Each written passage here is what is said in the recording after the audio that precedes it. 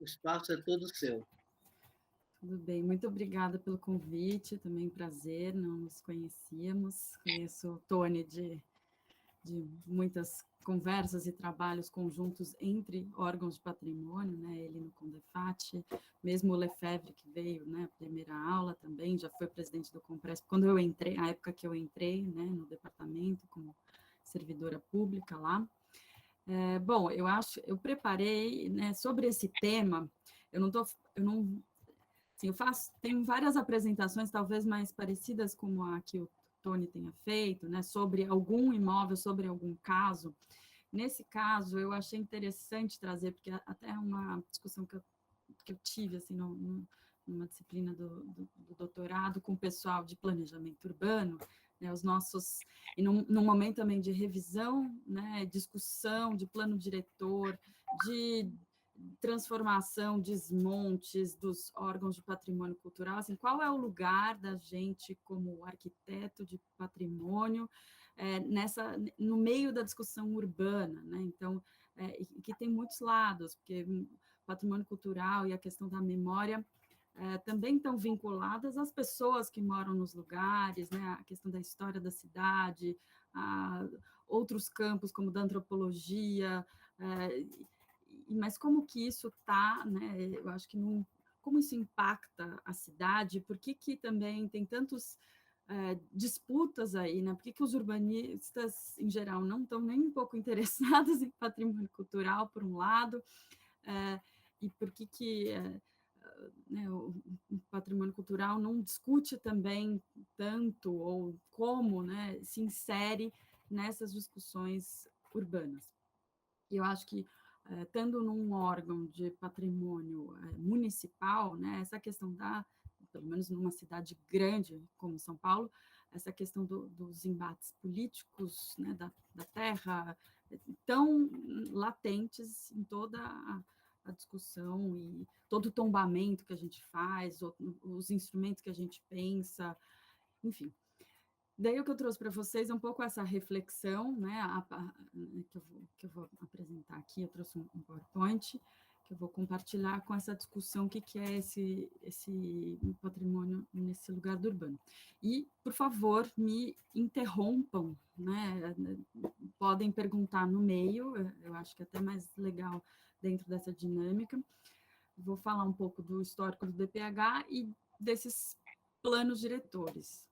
Se tiver abstrato demais, ainda tem algumas imagens no meio, mas a ideia é que não seja abstrato, mas é uma discussão complexa e justamente o que me interessa, né, dentro do ponto de vista das discussões do planejamento urbano, muitas vezes a gente trabalha ou fica ouvindo os índices, e é o plano, né, é uma coisa macro, você não vê como aquilo se transforma no território da cidade. Então, toda a minha questão, né, nas discussões que eu tive nessa disciplina de planejamento urbano da FAO, do doutorado, e é um pouco em cima disso que eu trago essa reflexão hoje, e daí, esses índices e tudo isso, como é que a gente, qual é a forma da cidade que isso resulta, né? E o que o patrimônio tem a ver com essa forma da cidade?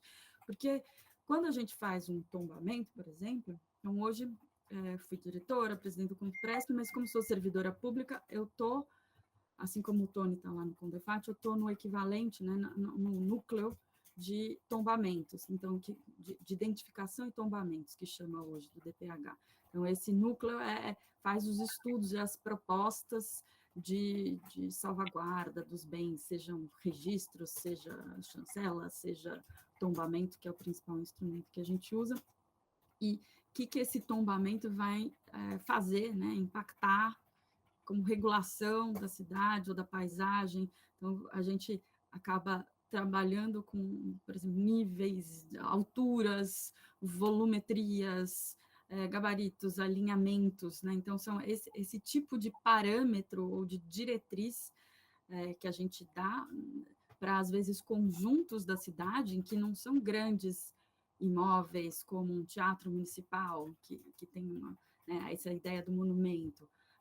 A gente trabalha muito com esses conjuntos, bairros, em que você está querendo proteger a relação do pedestre com o construído, dos alinhamentos, da escala, né, de uma forma de ocupação que impacta também numa relação dos habitantes com a cidade. Então, um exemplo que eu falo sempre, por exemplo, o bairro em São Paulo, da Freguesia do Ó, que tem uma igreja no alto de um morro, né? Então, você vê aquela igreja de longe, a igreja da Freguesia do Ó, o bairro é um dos primeiros núcleos urbanos tombados pelo departamento. Em razão até de edifícios altos que estavam sendo construídos lá nos anos 90, então limitou a altura, pôs parâmetro de proteção de paisagem e tem ali, em função da igreja, uma festa do divino que acontece há mais de 100 anos ali e tal. E que a gente entende também que essa relação com o espaço, por exemplo, ela acontece porque você também tem um casario ali preservado, né? A praça. Se você tivesse permitido a legislação de desocupação do solo que lá permite uma verticalização, você teria hoje grandes edifícios com aquele monte de grade, você não tem a janela e a porta e a garagem aberta para a praça, né? Você ia ter um monte de muros, e isso muda, isso inclusive faz com que, por exemplo, uma festa dessas não aconteça. Então, nessa dinâmica entre, né, o que resulta das nossas leis e do que é protegido, é que eu acho que é interessante a gente refletir. Vou passar aqui, compartilhar.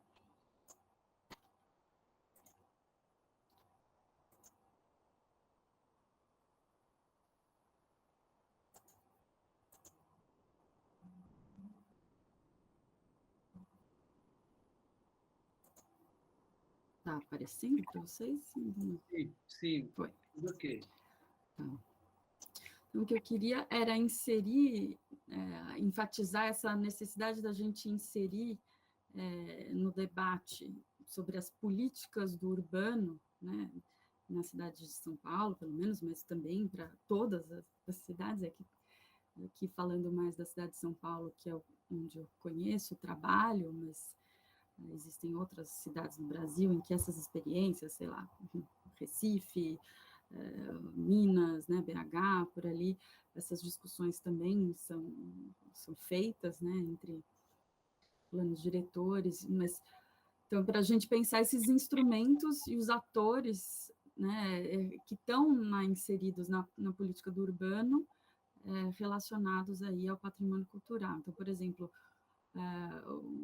né, então como que o zoneamento relaciona o zoneamento como instrumento, ou instrumentos de salvaguarda como tombamentos, registros, chancelas, e toda a burocracia também do poder público, né, desses conselhos. Então, quem que são esses atores que estão... São as áreas técnicas, né, o funcionalismo, as comunidades, as associações de bairro, o próprio governo, né, com suas pautas, que geralmente são de algum setor, e também os proprietários que são atingidos. Então, como, né, a gente pensa esses instrumentos, esses atores do campo do patrimônio cultural inseridos na política do urbano. E por política do urbano aqui, que eu estou pegando a definição, inclusive, de um texto editado aí pela editora da Unesp, do Eduardo Marques, né,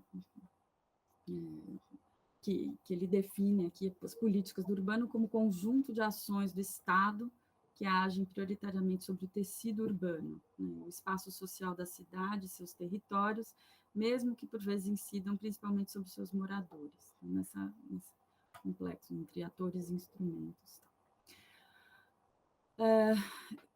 E uma vez que esses atores, como que eles participam e compõem esse conjunto de ações sobre o tecido urbano, que agem na produção do espaço, na produção da paisagem, impactam na paisagem, e como que eles foram ganhando espaço, né, de alguma forma, a discussão de patrimônio cultural foi ganhando um espaço ainda que tímido, por exemplo, nos planos diretores da cidade, que começam a ser feitos aí nos anos 70, né, que é o primeiro plano diretor de São Paulo, é o plano integrado, né, de 71, depois em 2002 e 2014, então são essas referências.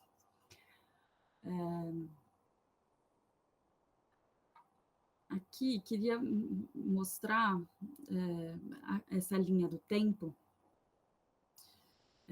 principalmente para a gente pensar também nos anos 70, como isso muda e como que a gente vai pensar isso nos níveis locais de governança.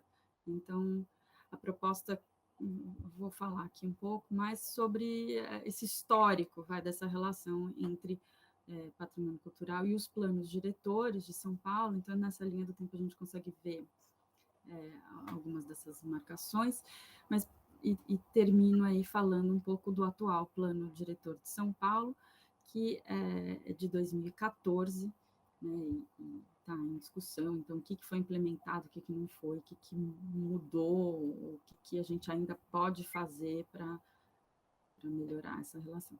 Então, os órgãos de preservação aqui começam, se a gente pensar na linha do tempo aqui da cidade de São Paulo, tem o próprio IFAM, que é constituído em 37, em 69 a criação do governo do Estado, né, do governo do Estado do CONDEFAT, que é o Conselho Estadual, e o Departamento Municipal, em São Paulo, ele foi criado em 75, junto com a Secretaria de Cultura, então é um departamento, nem todos os órgãos municipais estão dentro das secretarias de cultura,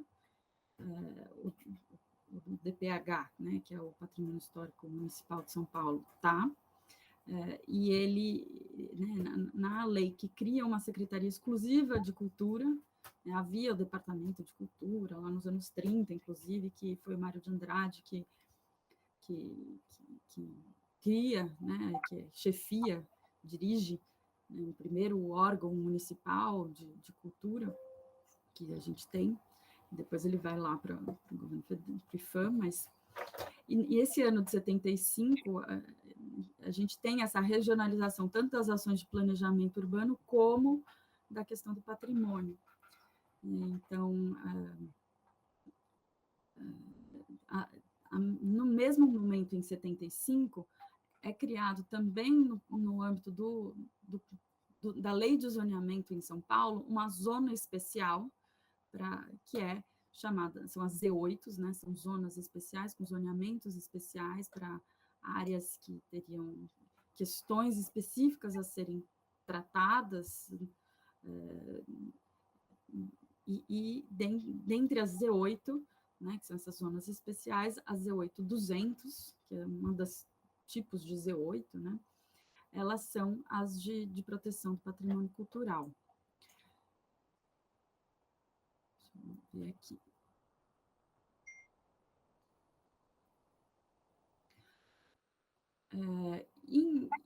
E essas Z8-200, né, então o órgão de preservação, ele não fazia ainda naquele momento tombamento, ele fazia estudos, né, estudos de áreas a preservar, e o primeiro tombamento municipal, ele só vai acontecer mesmo em 88, e aqui a gente vê também que coincide com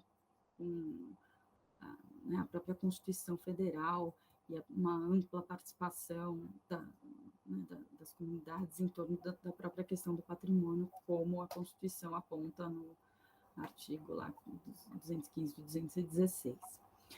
Em 2002, então, aqui só para marcar, né, esses momentos que eu vou desdobrar cada um deles aqui para frente, em 2002, o primeiro plano diretor de São Paulo, já dentro das regras do Estatuto da Cidade, né, e ele vai criar uma zona que não é mais a Z8-200, mas são as ZPECs, a ZPEC incorporando, inclusive, o que era a Z8-200, e em 2014 a gente tem um novo plano diretor de São Paulo que amplia o que é a definição e que é compreendido como um instrumento de patrimônio cultural no próprio plano diretor.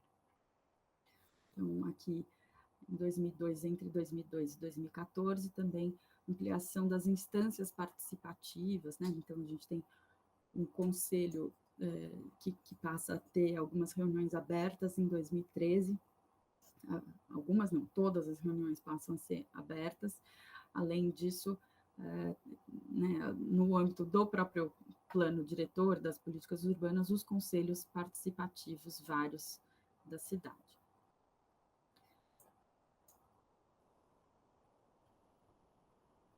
Vou achar aqui que eu estou vendo o PowerPoint e um texto ao mesmo tempo. Bom, como né, nesses anos 70 que a gente tem essa ideia, essa renovação também das próprias práticas, conceitos do patrimônio cultural, né, que não é mais o patrimônio histórico e artístico, mas como patrimônio cultural mesmo, como a ideia de bem cultural, o que está sendo discutido internacionalmente, mas também localmente, né, a gente passa a ter quadros técnicos, né, e também, nos anos 70, uma grande transformação urbana muito acelerada nesses grandes centros como São Paulo. E nessa mudança, né, de chave do que é o patrimônio cultural, o que é o bem cultural que se entende, o estudo do patrimônio cultural, daí eu cito aqui a Juliana Prata, que foi a tese dela, mas tem um livro, Patrimônio Cultural e Cidade, né, nessa relação, o estudo do patrimônio cultural, então, na sua relação com a cidade, deve significar não apenas uma ampliação do objeto de um edifício para o conjunto, mas fundamentalmente uma mudança de foco do objeto para um sistema de relações. Isso para dizer, né, para sair da tal ideia do monumento, e esse sistema de relações, ele está inserido, né, no entendimento dentro desse urbano, dentro dessa relação, quando a gente passa a entender a cidade, né, essa discussão da cidade também dentro da discussão do urbano. Ele não tem como estar desvinculado disso, tanto é que o órgão municipal, quando ele é criado em 75, né, de patrimônio cultural, o que ele vai fazer é principalmente, né, definir junto com os órgãos de planejamento urbano, a coordenadoria de planejamento urbano naquele momento, os lugares a preservar, enquanto que a COGEP, né, que era o órgão de planejamento urbano, como se fosse né, onde o Lefebvre depois trabalhou, virou IMURB, e hoje é São Paulo Urbanismo, né, e fazendo os planos urbanos, como, por exemplo, também a metrô, operações urbanas, então esses grandes planos urbanos e toda a legislação urbanística é produzida né, nesses órgãos de planejamento, o DPH vai trabalhar, os primeiros trabalhos técnicos não eram para fazer tombamentos, eram em apoio a estudos, né, de preservação dentro dessas áreas. Então, ao longo do eixo do metrô, né, principalmente, e havia, né, então, quando o departamento surge, já demarcadas essas Z8-200, algumas delas feitas pelo órgão do planejamento urbano, né, então é um zoneamento, não é um tombamento, então a gente uma forma de proteção através do zoneamento, que é usada também em muitos municípios, né, você dá um zoneamento especial de proteção que não precisa daquele instituto do tombamento, até porque, né, o Instituto do Tombamento era até então federal, também pôde ser estadual, né, a partir da criação do Condefat, mas cidades, por exemplo, como Milão, a Itália, tombamento, né, com esse nome, é uma questão de órgão federal, não é local. Então, tem legislações de proteção de ambiente, paisagem, ideia de ambiência, visual, né, os landscapes e a própria ideia de hoje que a gente tem de Historic Urban Landscape, né, o RUL, ele está dentro dessa ideia de proteção de um ambiente urbano que não necessitaria, né, do instrumento do tombamento. Tanto é que cidades também, como o Rio de Janeiro, no âmbito municipal, o tombamento é para alguns imóveis, né? O tombamento ainda está associado, às vezes, à ideia de monumento. E os outros conjuntos têm as APACs no Rio, né? Então, essas áreas de proteção ao patrimônio cultural, são várias formas de tentativas de proteger os conjuntos urbanos, a ideia da cidade. Gente, eu não estou acompanhando muito o chat, não sei se tem... Pode deixar que eu te atualizo no chat. Então, as primeiras ações do DPH, aqui do patrimônio, durante esse período de 75 a 88, né? Então, antes da gente ter um tombamento em nível municipal, uma lei de tombamento em nível municipal que só foi feito em 85, era justamente essa sistematização do patrimônio cultural do município, em conjunto com esse órgão que se chamava naquele momento o COGEP, né, que era o órgão de planejamento, fazendo inventários, né? Então, ou seja, a equipe que ia a campo, preenchia mapas, marcava casas históricas, caminhos, traçados, conjuntos, então esse mapeamento, e propunha também, né, para fosse para o órgão de planejamento atribuir a um conjunto determinado um zoneamento especial, como o Z8.200, ou também subsidiava, né, a equipe interna técnica subsidiava estudos que iam para o órgão estadual, com DEFAT, né, criar, deliberar sobre tombamentos. Então, esse caso, por exemplo, que eu falei do bairro da Freguesia do Ó, é um dos primeiros estudos feitos pelo Departamento do Patrimônio Histórico do município de São Paulo, que foi lá encaminhado para o CONDEFAT. O CONDEFAT começou a estudar, assim como o bairro de Santa Efigênia, que talvez o Tony tenha apresentado para vocês, ele começa, né, em colaboração com o Departamento Municipal, passa para lá. No caso da Freguesia do Ó, é uma história curiosa, porque quem começa esse estudo lá, quem vai desenvolvendo, é o Walter Pires, que depois ele passa no concurso e vai ser arquiteto da prefeitura, do departamento, e o estudo volta com ele, e esse estudo é concluído só pelo órgão municipal. Então, há outros casos, né, como esses. O Walter Pires ainda está no CONDEFAT, né? No DPH, ele é do DPH. Ah, está no DPH? Ele foi diretor. Ele é representante do DPH no CONDEFAT, né? Ele foi por um tempo, agora não está mais, desde a reestruturação do CONDEFAT ele saiu. Ah, ok. Não tem mais essa representação. E, bom, o que acontece também, desde que é curioso, é que se havia essa colaboração entre zoneamento, equipe técnica, entre órgãos, ainda que fosse informal, né? Quer dizer, isso que eu estou falando aqui é a partir de um diagnóstico da situação, né, de que havia histórica, mas de toda forma, assim, as zonas especiais, o que a gente percebe uma coincidência aí, que elas começam a ser criadas em 75 e elas param de ser criadas em 85. Ou seja, o zoneamento, não, desde que foi criada uma lei de tombamento municipal, em âmbito municipal, param, né, de incorporar imóveis com proteção do zoneamento. Então, o que não precisaria acontecer, mas é uma coincidência que a gente nota, então, que pode ter a ver com a configuração política, com os interesses de governo, pode ter relação também com a própria equipe, né? Porque, quer dizer, à medida que você tem um órgão em outra secretaria que cuida dos processos de proteção, lá, né, no zoneamento, você começa a sobrepor. Então, como que alguém que vai pedir uma reforma num bem tombado, mas ele como você opera o zoneamento, né? Ele tem que pedir uma licença no zoneamento, pelo zoneamento, ou, enfim, tem as definições ali, quem que avalia? É só o órgão de patrimônio cultural, é o órgão de planejamento urbano? Então, havia por um tempo, né, inclusive lá no órgão de planejamento urbano, funcionários que só né, davam pareceres sobre intervenções e questões em áreas que eram essas antigas Z8.200.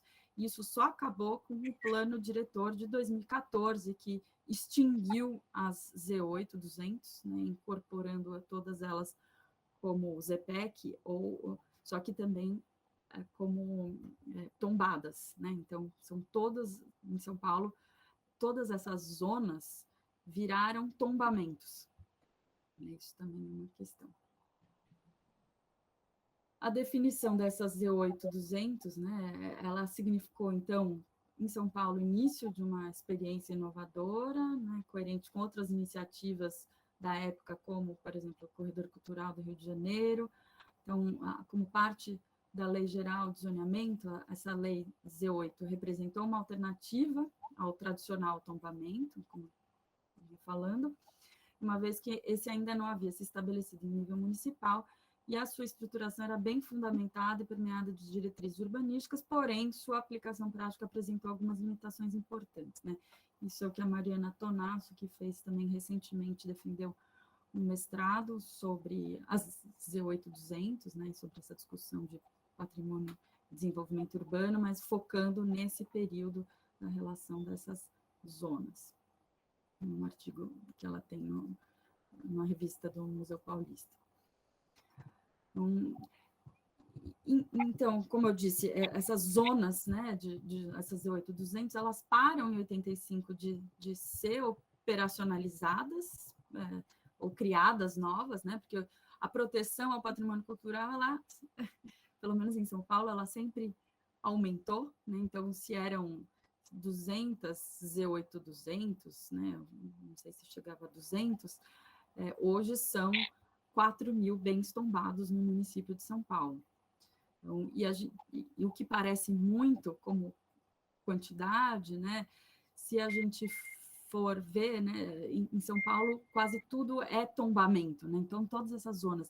No Rio tem as APACs, que são essas manchas, ou em Recife tem zonas, mas equivale, né, na sua aplicação ao que em São Paulo, no município de São Paulo, é um tombamento urbano, por exemplo, um tombamento de conjunto.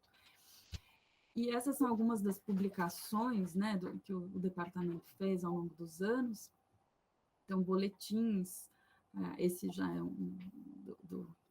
da IMURB, não é do departamento, mas esses cadernos aqui, são os aspectos metodológicos do inventário de patrimônio ambiental, cultural e urbano, passam a ser, né, um guia, ainda no começo dos anos 80, antes de existir o tombamento, de metodologia desses estudos, né, desses inventários, desses levantamentos de patrimônio cultural, metodologia de trabalho que o departamento municipal usou, né, e inclusive tem um texto nessa revista do arquivo de 30 anos do DPH, que foi publicado em 2006, da Mirtes Baff, que explica o que foi, né, essa criação desses inventários, o que foi essa metodologia que o DPH vai formatando, em que o inventário, a ideia de inventário, seria para descobrir e eleger, né,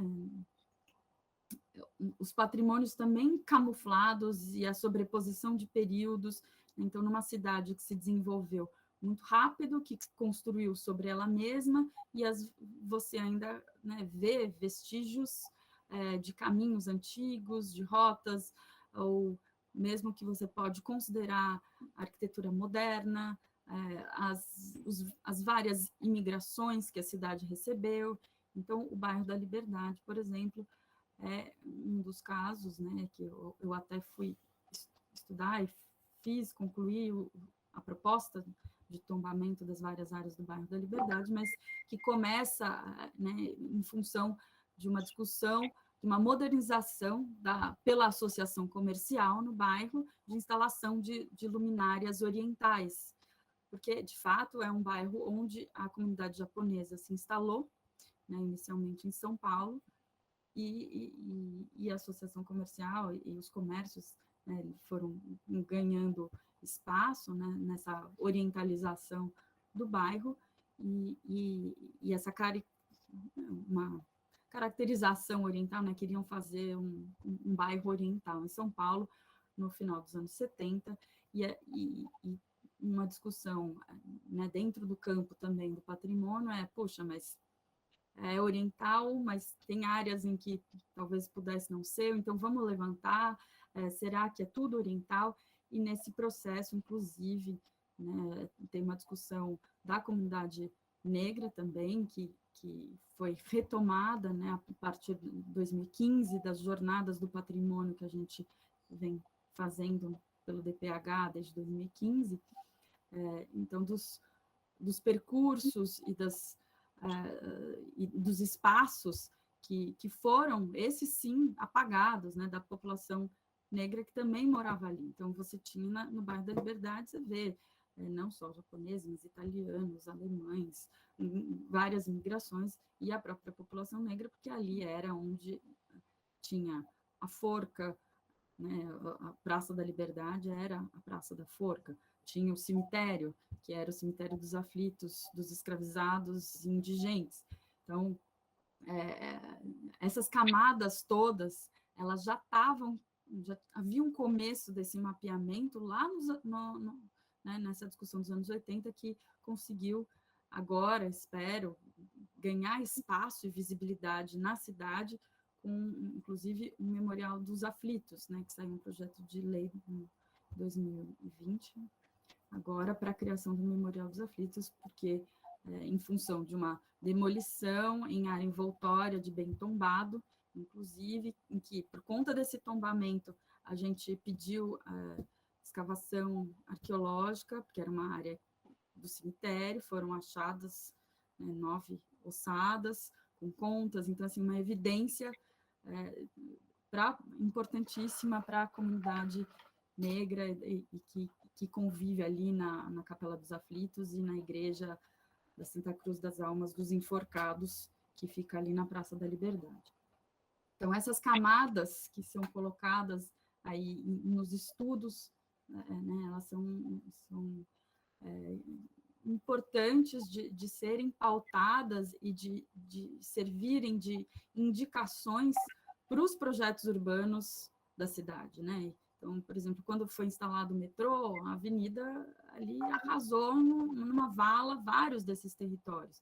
Então, se você tem algumas dessas áreas protegidas, você consegue, ainda que anos depois, né, 30 anos depois, trazer, né, fazer com que apareça algum vestígio em que a gente desconfiava a partir da história, a partir dos mapas, a partir de registros, ou poucos registros, na verdade, né, até mapeamentos e história oral, por exemplo, resgatar em algum momento.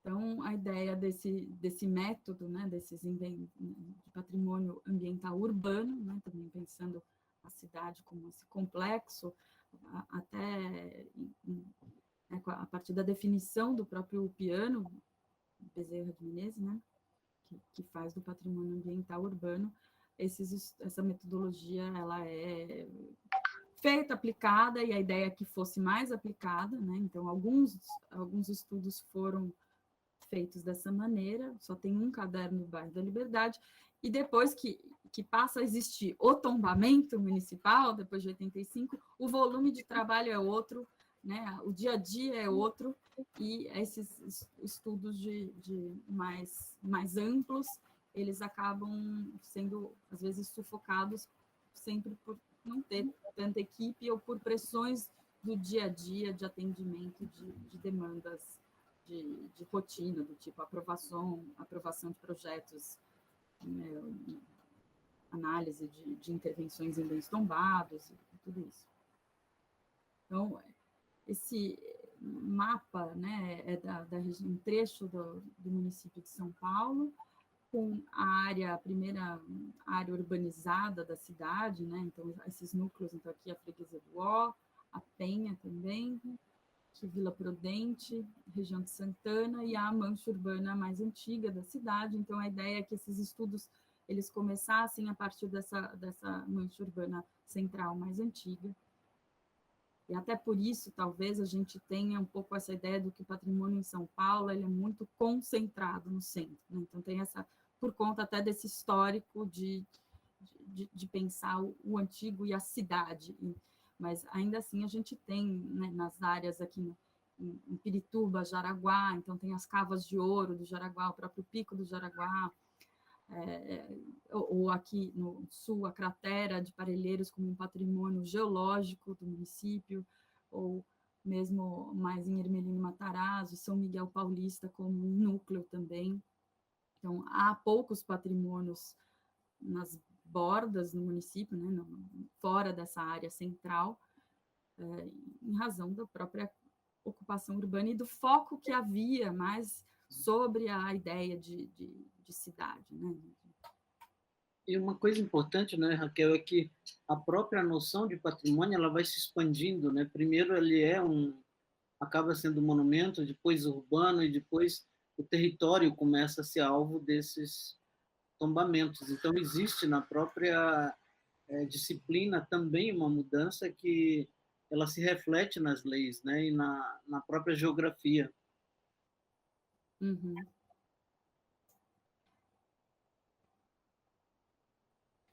Aqui, então, né, circulando alguns dos bairros em que foram feitos, né, esses estudos urbanos, então a freguesia do Ó, a região da Sé, em Angabaú, Centro Velho, né, Triângulo Histórico, o bairro da Bela Vista, onde fica o Bexiga, que até hoje também, né, as discussões voltam, né, a gente acha que proteger não é isso, não acaba. A cada nova geração, a cada novo plano diretor, as tensões e os arranjos mudam e de novo, né, precisa reconstruir ou até ressignificar, ou mesmo com o tempo, né, as pessoas mudam e veem, percebem coisas diferentes como valor, né, do ponto de vista da memória nos seus territórios.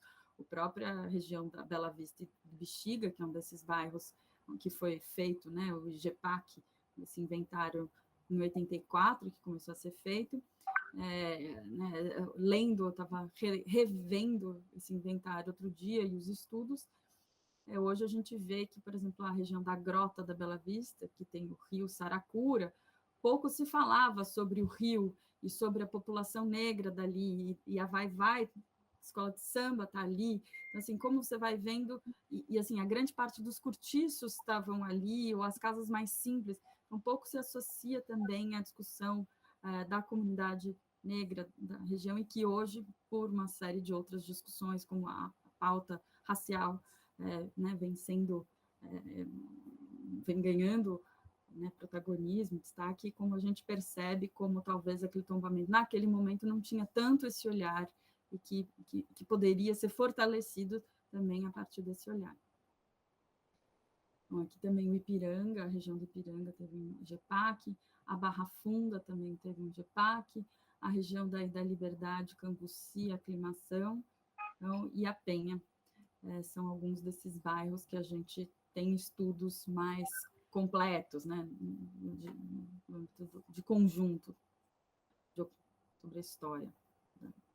Então, esse é, por exemplo, um mapeamento lá dos anos 80, com as fichas, né, do que se anotava, então, quais as edificações foram anotadas, e no estudo que foi feito, que eu fiz depois, em 2015, sobre o bairro eu fui rever todas essas construções assinaladas nesse mapa, que não tinham sido tombadas ou protegidas, e mais da metade não existiam mais, né? Então, em 30 anos, você ter isso mapeado não significa uma proteção, você tem um registro, você tem a foto, a ficha, mas, de fato, mesmo sem ser uma área, né, que tem grande transformação urbana, é uma área relativamente consolidada e até verticalizada, ainda assim, né, houve muita perda, muita transformação.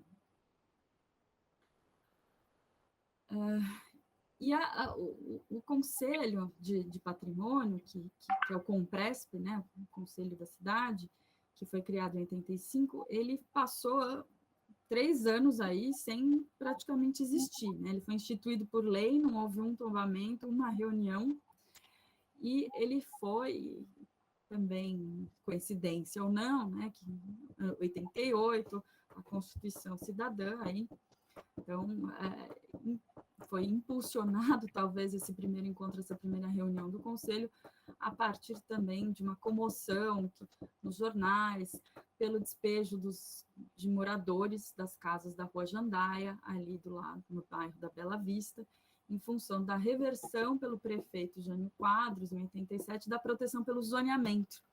Aí também mostrando como o zoneamento tem alguma fragilidade, né? Se você tem a Câmara Municipal, a lei de zoneamento ela é mudada na Câmara, que deveria ser Casa do Povo, essa discussão toda, mas quais são os interesses, quem põe quem discute a Câmara, enquanto que o tombamento ele é do Executivo, né, ele passa a ser do Executivo, ele é mais difícil, a impressão que dá, né, vendo esse histórico, de ser revertido.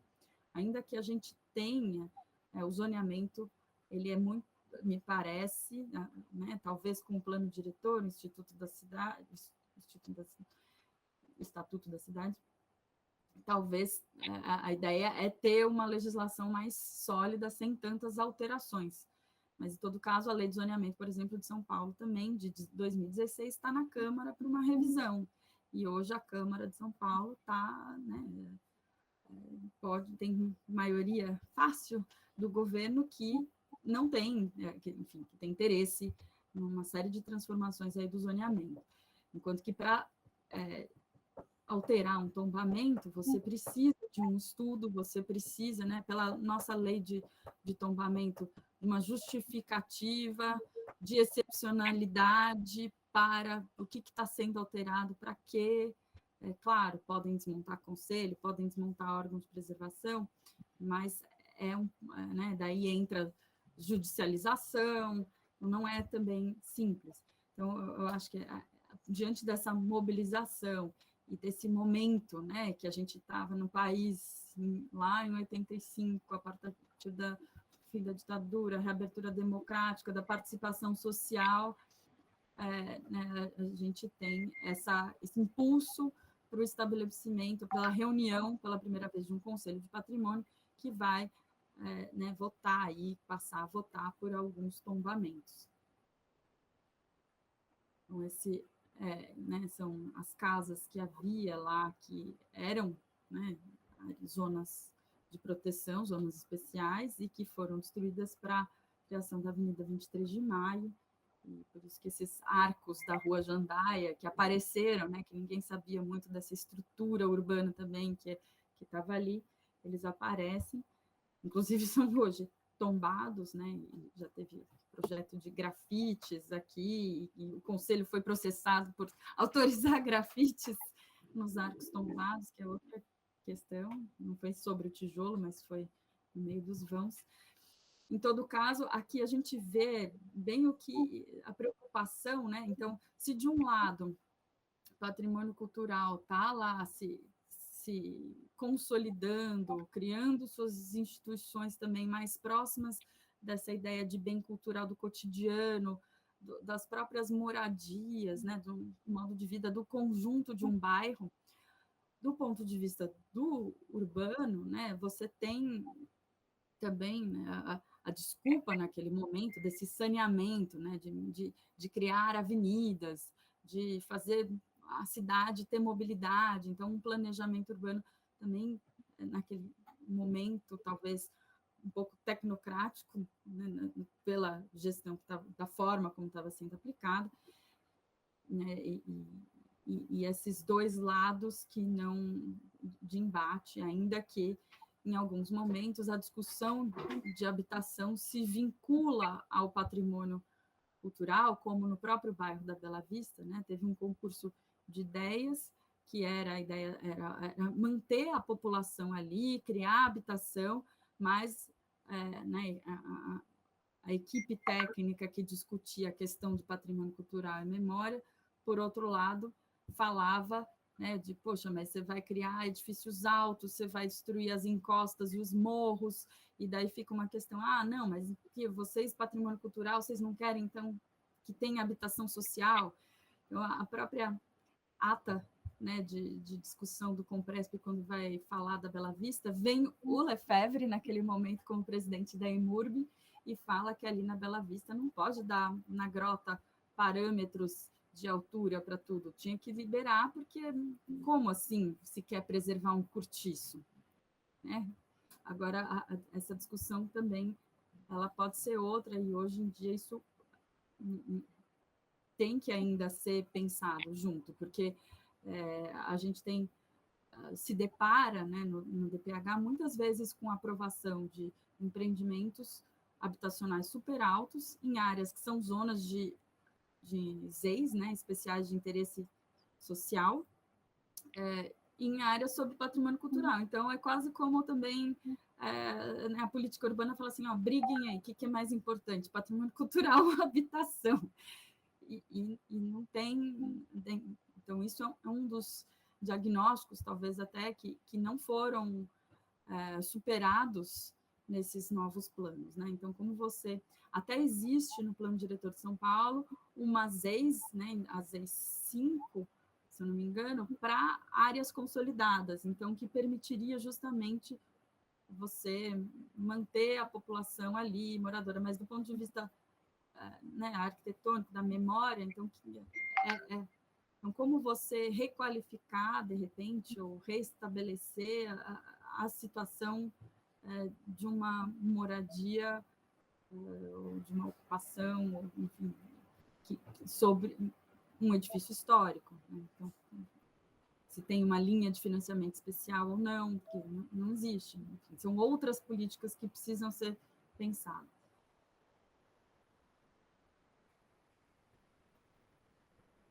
E aqui a gente tem, daí saindo de 88, vindo, né, nesse período entre 89 e 2002, do ponto de vista das ações, né, internas ao Departamento do Patrimônio Histórico, foram feitas uma série de resoluções normativas, então, como você faz tombamento, quem que pode pedir, quais as documentações, e o que a gente faz com todos os edifícios que já são, por exemplo, o Z8200, né? Eles vão ser incorporados como tombamento, não vão? E os imóveis já tombados pelo IFAM, pelo CONDEFAT, né, também. Então, o que o que foi feito nesse período também foi a abertura de processos de tombamento desses imóveis, abertura de processo de tombamento, por exemplo, dos imóveis que eram Z8-200, né, então que estavam nesse zoneamento especial, enquanto que também foram feitos esses que a gente chama de tombamentos ex officio, porque a lei de criação do tombamento municipal, ela obriga que você incorpore tudo que foi tombado nas outras instâncias, né, de governo. Então, a gente tem essa resolução 591 que passa a dar uma lista, então, tudo que era tombado até aquele momento pelo CONDEFAT no município de São Paulo passa a ser tombado também pelo município. Então, e qualquer intervenção né, nesses imóveis tombados precisam passar por uma análise técnica do ponto de vista do patrimônio pelo órgão municipal. E além disso, né, então os processos novos de tombamento, a gente vê que são feitos em âmbito municipal exclusivamente, então a gente tem, por exemplo, o tombamento do antigo matadouro municipal, que é o prédio da Cinemateca, então é um estudo interno do DPH, então o DPH faz uma série de estudos de áreas, por exemplo, fabris, e de vilas operárias, que não era, né, patrimônio no âmbito estadual ou federal, naquele momento.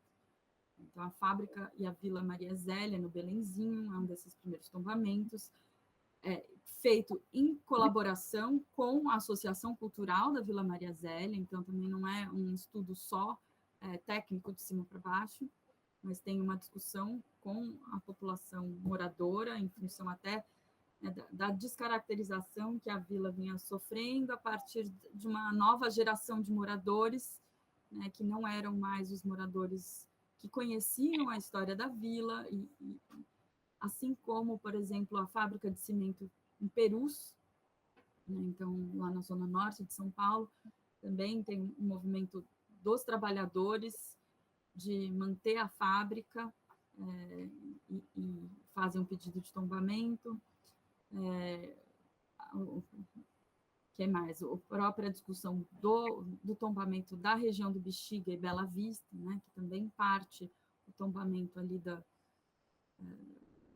mais vinculado, na verdade, às questões até mais turísticas, se assim se eu posso chamar assim, mas vinculado muito mais a ideia da Rua 13 de Maio, com as cantinas e os restaurantes italianos, tal. Então, essa era a ideia inicial, né? Que foi uma solicitação pelo Walter Taverna, que lidera um pouco isso, contra a descaracterização do bairro, até contra essas habitações sociais, às vezes, em alguns casos, que estavam sendo pensadas ali, mas o tombamento, ele, da forma como ele vai sendo encaminhado, ainda que muito modificado, ele procura garantir preservação de encostas e preservação e também a não expulsão de moradores da área, né?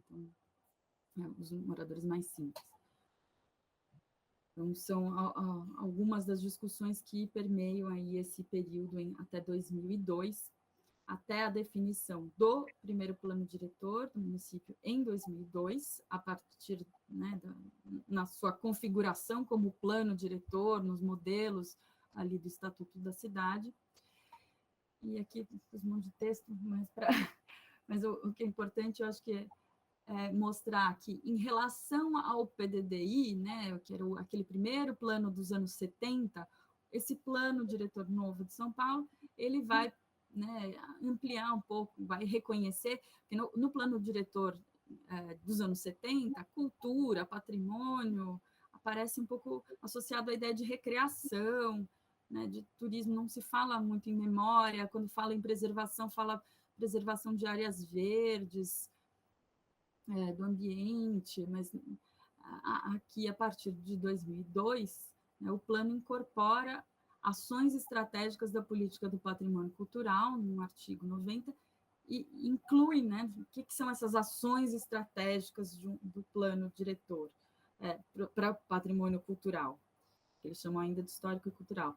É o tombamento, inventário, áreas envoltórias, transferência de potencial construtiva e participação e gestão da comunidade. Então, isso são as estratégias da política que são apontadas, então, nesse plano diretor de 2002, e a criação, né, de uma zona especial que incorpora as antigas 8200, que são, então, a tentativa, de novo, de trazer essa ideia do zoneamento, como um zoneamento de preservação cultural, né, que são as ZPECs, para poder, né, então, tudo que tiver nesse zoneamento especial pode transferir potencial construtivo.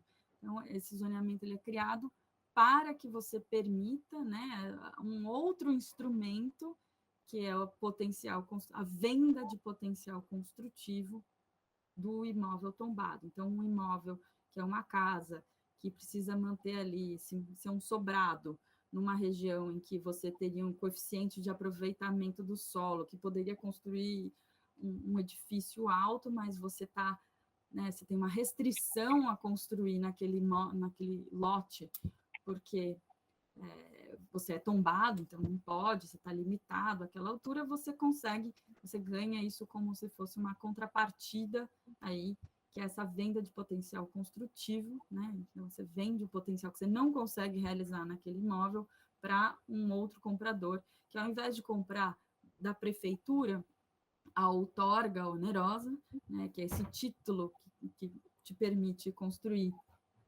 acima, né, do coeficiente básico.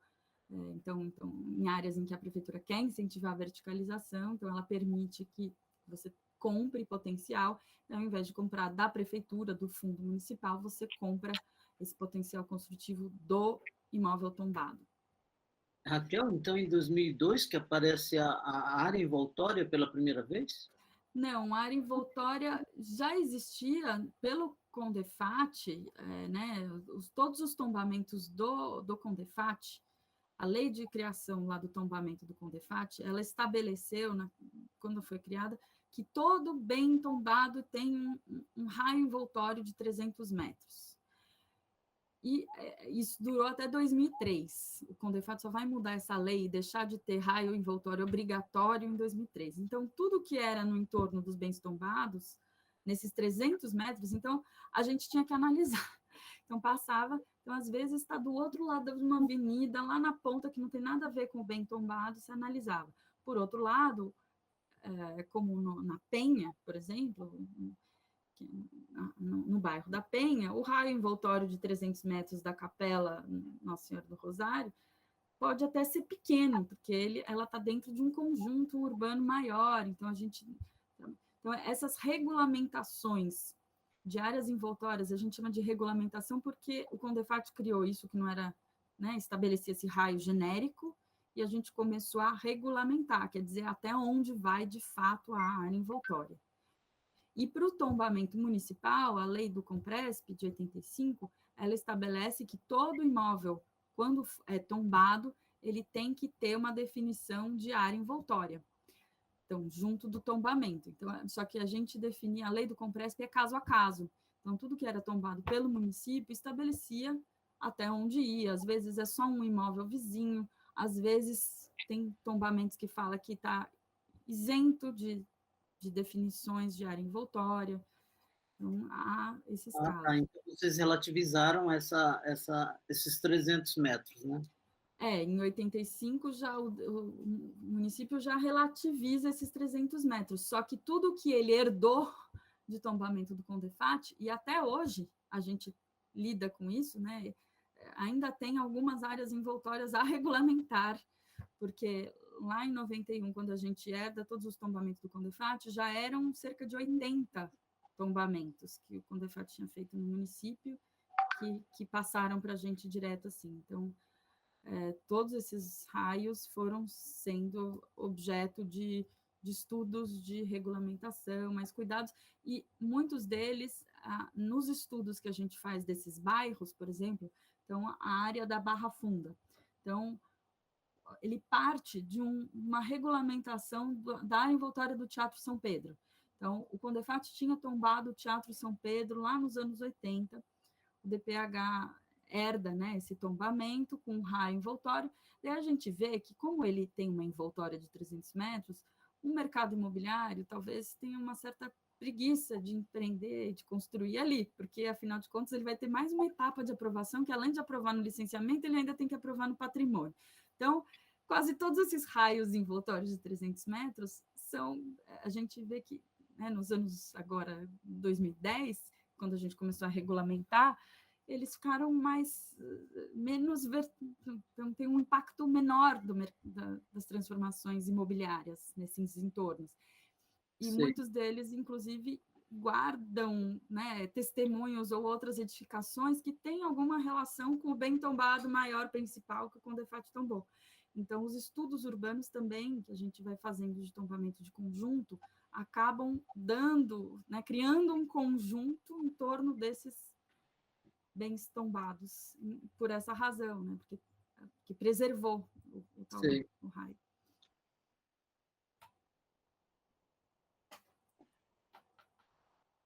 Então, bom, o que tem de mais interessante, na minha opinião, também, nesse processo do plano diretor de 2002 para 2004, são os planos regionais que contaram com audiências públicas, né? Então, na hora de fazer a lei de zoneamento, houve consulta pública em audiências, e nessas audiências havia determinadas subprefeituras em que as pessoas participavam e indicavam bens a proteger. Então, indicavam os EPECs, indicavam áreas para proteção.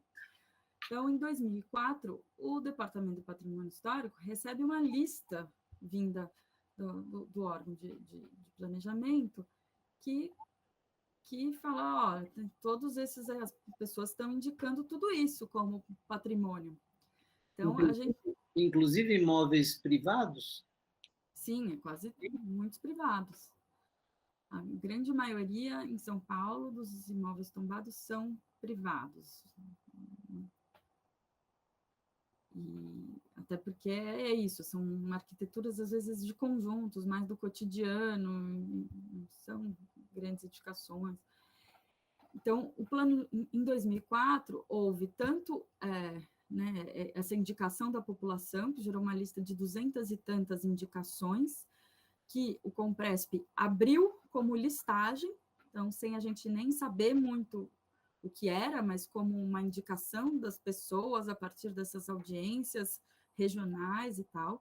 E daí, com o tempo, né, de 2004 a 2014, basicamente, até 2018, na verdade, que a gente teve um prazo para concluir tombamentos em aberto, em razão do novo plano diretor, até 2018. Então, de 2004 a 2018, muito dos estudos que a equipe técnica do Departamento Municipal fez foi esses estudos de conclusão desses tombamentos indicados lá em 2004. E além da indicação em 2004, tinha o quadro 6, que é um quadro que estava um anexo da lei que falava, ó, tudo isso aqui passa a ser ZPEC. E esse quadro 6, ele é basicamente uma cópia do Arquitetura Moderna Paulistana, do Xavier Lemos Corona. Então, ele e quase todos, eles pegam um recorte que eu acho que vai até, todos os imóveis até 1975. Tudo o que está no livro depois disso não entrou no quadro. Isso também ninguém falou, isso é a partir do que a gente vai vendo e descobrindo na hora que vai... O levantamento que gerou o livro deu apoio a esse tombamento? Pouco. Algumas coisas sim, mas também que no livro ele tem, são fichas pequenas, né? Então, quase sempre essas fichas entram, mas tem uma atualização grande, até porque nesse livro entra muita arquitetura que é publicada mesmo, né? Em revistas. Então, as revistas de arquitetura da época publicavam esses projetos, e daí também nisso a gente ganhou. É triste, mas é bom, por um lado, nesse momento, em 2006, por aí, quando estavam sendo feitos esses estudos todos de tombamento das ZPECs indicadas, a Secretaria de Cultura, ela se reestrutura em parte e é desmontado um dos departamentos que foram criados lá junto com o início da Secretaria. Então, a Secretaria, quando ela foi criada, havia o Departamento de Patrimônio Histórico, que cuidaria desses estudos urbanos, a preservar coisa velha, e o IDART, que era o departamento de artes que cuidava de arquitetura, arte contemporânea, que estava associado ao Centro Cultural São Paulo, né? Então, que fazia pesquisa, né, do que é o contemporâneo, do que é o hoje.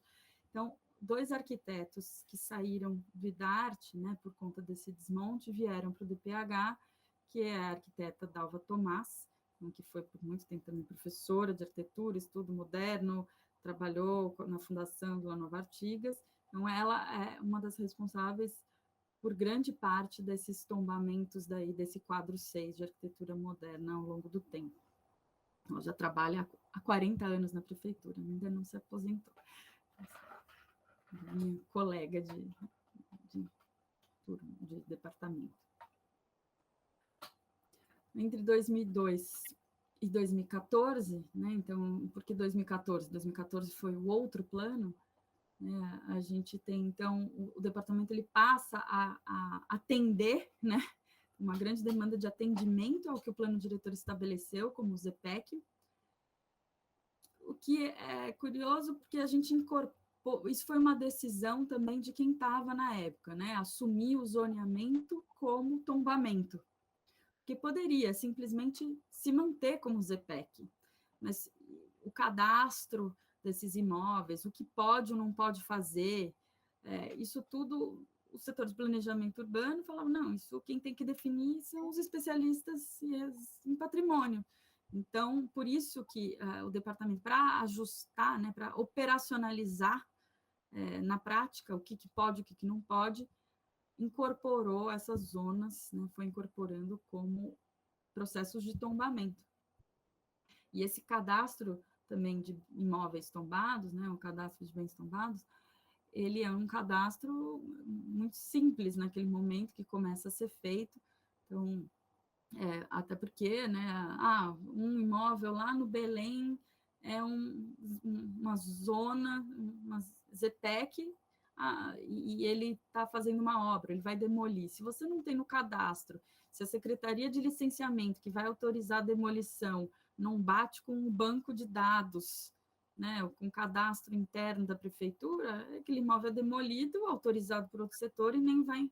Então, como é que esses imóveis todos passavam nessa burocracia da prefeitura para uma diretriz, né? Qual era a diretriz e como definir isso?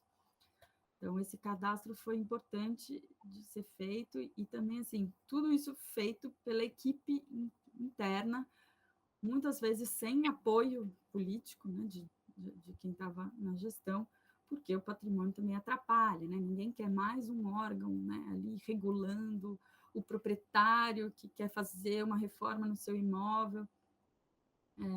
Daí, com isso também, nesse momento, o que precisa, né, para montar, para estruturar um órgão desse tipo municipal? Então, você tem um regimento interno do conselho, então o conselho, a partir de 2006, cria o seu primeiro regimento, que é o regimento vigente ainda hoje, que é um regimento que eu acho bastante interessante, porque ele é aberto, mas ele define, por exemplo, periodicidade de reuniões, então o conselho municipal ele se encontra 2 vezes por mês, no mínimo. Então, porque antes também havia aquele conselho que não se encontra, então não dá legitimidade. Então, a construção institucional ela é solidificada aí, né, durante esse período, inclusive, por exemplo, com um decreto regulamentador do fundo, então, por conta de fiscalizações, de multas, de ação de demolição, então, de penalidades, né? Porque quais as consequências? Você toma, mas qual a consequência de depois, se alguém demole? Nada, ou vai ficar judicializando e aquilo passa depois de 30 anos. Outra coisa também importante que foi feita foi, por exemplo, a transferência da aplicação de normas de preservação para o licenciamento, quando elas são regras objetivas. Então, a gente tinha, por exemplo, herdou do Condefat o tombamento dos bairros Jardim, então, os bairros da Companhia City. Então, a Companhia City, que tem uma aplicação de uma regra ali, não, né, tantos por cento de área permeável, tem que fazer isso, tem que seguir o contrato da companhia loteadora que estabelece tanto de recuo, tanto. Então, assim, a gente entendia isso como uma aplicação simples, então, como é município, o CONDEFAT, o órgão estadual, não consegue delegar essa competência, mas a gente que tem município com município transfere a competência da aplicação da resolução de tombamento direto no licenciamento, então também diminuindo uma instância burocrática de ter que passar para o órgão de preservação, depois passar pelo licenciamento.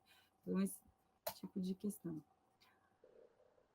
Assim, e daí, inclusive, mais aí, em 2013, no final desse período, a gente, num momento muito, uma janela de oportunidade muito feliz entre um alinhamento aí entre Condefat, IFAM e DPH, né, com a Nádia Somek no DPH com o Presp, a Ana Lana à frente do Condefat, e no IFAM a Bea, Ana Beatriz Galvão, as três assinaram, conseguiram montar esse convênio entre os 3 órgãos, que funciona até hoje, né, muito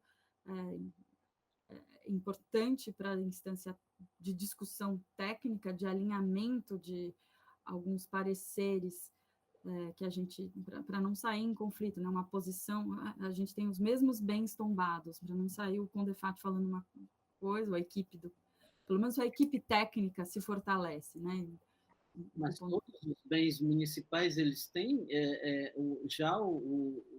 também a tutela do CONDEFAT? Ao contrário, né? Todos os bens do Condefat e do IFAM têm a tutela do DPH. Tanto é que é o DPH que secretaria e coordena as reuniões do escritório técnico. Então, desde 2013, a gente tem encontros, reuniões mensais com atas, tudo certinho. O Paulo Vidal, do IFAM, está querendo conhecer esse convênio. Ele colocou aqui um recado no chat. Ele tem um termo de convênio, né? Ele durou primeiro 5 anos, e ele foi renovado agora, em 2020, foi reassinado pelos 3 órgãos, inclusive com a criação vinculada ao convênio de uma Câmara Técnica do Patrimônio Imaterial. Essa Câmara Técnica, por exemplo, ela é uma reunião à parte, mas que está dentro do convênio, então que é importante para a gente, no caso do órgão municipal, que não tem gente que trabalha com patrimônio imaterial, porque na prefeitura não tem carreira de historiador. Então, assim, a maioria é arquiteto, e os poucos sociólogos que a gente tem são ou cargos em comissão ou pessoas que entraram por outras carreiras e vieram parar no DPH porque gostam. Então, por exemplo, no convênio tem essas atas, tem o termo de convênio, dá para, provavelmente, se está fazendo pesquisa sobre isso, pedir para consultar. É interessante, ainda não tem trabalhos, acho que agora a gente já tem aí um tempo que dá para alguém fazer pesquisa e discutir o que são essas pautas comuns, como são essas atas, quem que passou por essas reuniões.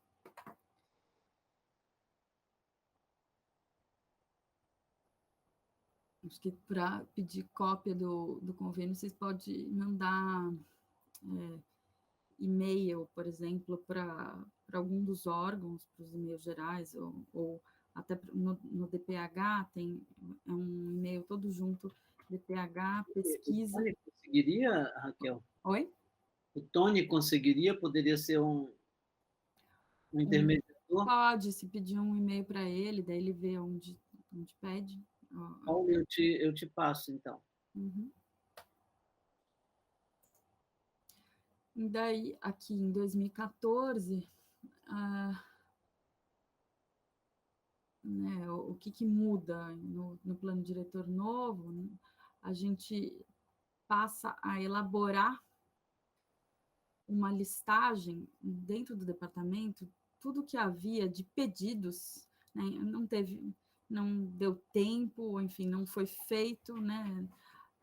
Como em 2004 foram feitas as audiências dos planos regionais, não foram feitas audiências públicas e todo o processo de participação para a lei de zoneamento, enfim, a discussão do patrimônio não apareceu, né, na elaboração aí do plano de 2014 para 2014 e 2016, mas como, né, a gente entendeu que, né, a sociedade faz, né, qualquer um pode fazer um pedido de tombamento, qualquer um pode fazer um pedido de proteção, de registro, não só tombamento, de uma área, né, e esses pedidos chegam, chegam, hoje a gente até tem um sistema eletrônico de casa, você pode fazer o pedido de tombamento através do portal 156 da prefeitura, mas naquele momento chegavam papéis, cartas, gostaria que o imóvel tal fosse tombado, pode ser um especialista, pode ser um morador, pode ser a Câmara, os vereadores, muitos pediam, né, uma associação de bairro, e a gente tinha muitos pedidos que nunca tinham tido tempo de ser avaliados, então foi feito um esforço, né, de levantamento de todos esses pedidos de tombamento da comunidade, da sociedade que entravam, e feito uma nova listagem aí de ZPEC, como parecido com aquela que foi lá de 2004, das audiências, a gente fez uma listagem com todos os pedidos. E todos esses novos pedidos viraram, né, uma abertura de tombamento, e tudo que tinha sido aberto tombamento, ou que ainda não tinha sido concluído o tombamento desde lá de 2004, né, houve uma pressão para que houvesse um prazo de conclusão, né, de estudos. Então, o plano diretor estabeleceu até março de 2018, na verdade, eu acho que isso é um artigo da lei de zoneamento, não citei aqui, eu não sei de cor, estabeleceu 2 anos para que tudo que tivesse aberto o tombamento até 2016, fosse concluído o estudo até março de 2018. Isso foi feito um grande esforço, que o departamento todo parou para fazer esses estudos entre 2016 e 2018, basicamente. Numa gestão muito difícil também do Compresp, né, logo que o Dória assumiu a prefeitura, muito contrária a tombamentos, principalmente de imóveis públicos, em razão até das discussões de concessão e privatização dos espaços, porque os imóveis, quando são tombados, ao que eu entendi, eles não podem ser, né, vendidos, eles passam a ter que passar por um processo de concessão e não de venda. Enfim, tem desdobramentos outros e tal, e houve uma pressão muito grande para que e alguns arquivamentos de vários desses tombamentos. Além disso, no plano de 2014, tem uma alteração, né, daquela ideia do potencial construtivo do bem tombado, porque ele passa a se chamar a transferência do direito de construir, e ele passa a estar vinculado, como não estava no outro plano, vinculado ao bom estado de conservação do bem tombado. Então, não é que a pessoa vende potencial e deixa o imóvel tombado cair. Agora, ela precisa comprovar para o uso desse, né, fazer uso desse potencial construtivo, da venda desse potencial construtivo, ela precisa ou fazer um termo né, de compromisso com prazos, que ela vai apresentar projeto de restauro, que vai conservar depois de não sei quanto tempo, ela faz um instrumento de compromisso, ela se compromete a recuperar o imóvel, então também funciona como uma antecipação de recursos para fazer projetos de conservação do seu bem tombado, como uma alternativa aí de contrapartida também. Então, isso vai mudar nesse plano, assim como o plano vai estabelecer, né, reforçando para que não façam demolições de bens tombados sem punição, vai estabelecer sanções, além das sanções já pela lei de tombamento, né, que tem uma multa, tem o decreto de multa, uma fórmula de cálculo. O artigo 26 estabelece, da Lei de Parcelamento e Usurpação do Solo, ele estabelece que se há perda de condição de ZPEC, né, então se ele deixa de ser tombado e deixa de ser ZPEC, por qualquer razão, por descaso, por demolição, por tudo, além de multa, ele cai o coeficiente de aproveitamento daquele imóvel, ele só pode fazer alguns usos, né? Aquele imóvel passa a ser obrigado a ser ou habitação social ou uso assistencial, então tem outras penalidades para tentar diminuir a possibilidade de que alguém venha a demolir bens tombados. E no plano de 2014 também surge, além né, dessa questão das penalidades, os territórios de interesse da cultura e da paisagem. Né? Então, também a gente vê nesse plano de 2014 um crescimento da importância, né, como você falou até, Adalberto, né, dessa incorporação cada vez mais da paisagem no sistema de patrimônio cultural, e o patrimônio cultural como parte da paisagem no planejamento da cidade. Ainda que isso venha, né, esse talvez seja um dos pontos mais frágeis, porque não tem regulamentação, né, e talvez não tenha quem conduza hoje,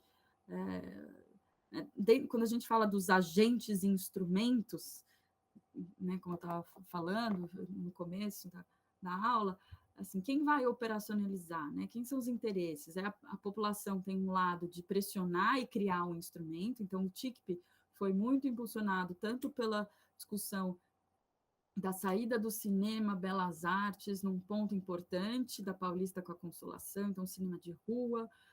Puxa, mas a Consolação é um eixo cultural, a Avenida Paulista como um eixo cultural, que está cheio de teatro, cinemas de rua, a gente não pode perder isso. E esse eixo chama Paulista Luz, né? Então, assim, vai lá da Luz, Sala São Paulo, os teatros, a Praça Roosevelt, o Carnaval, o Baixo Augusta, os cinemas todos, os centros culturais que tem ao longo da Paulista, puxa, isso tem que ser incorporado. Então, a partir dessa discussão, teve a criação desse instrumento, né, incentivada pela população e associações, assim como tem o plano diretor estabeleceu 2 desses territórios, né, são áreas enormes, Paulista Luz, não sei se todo mundo conhece São Paulo, assim como território de interesse da cultura e da paisagem de Jaraguá-Perus, também uma área enorme, daí com uma questão ambiental, também de ecológica, por conta de estar lá na borda da Serra da Cantareira, e também, né, ter a terra indígena ali em volta, ter parques, ter, né, uma população vulnerável, tem a fábrica de cimento Perus que está naquela região,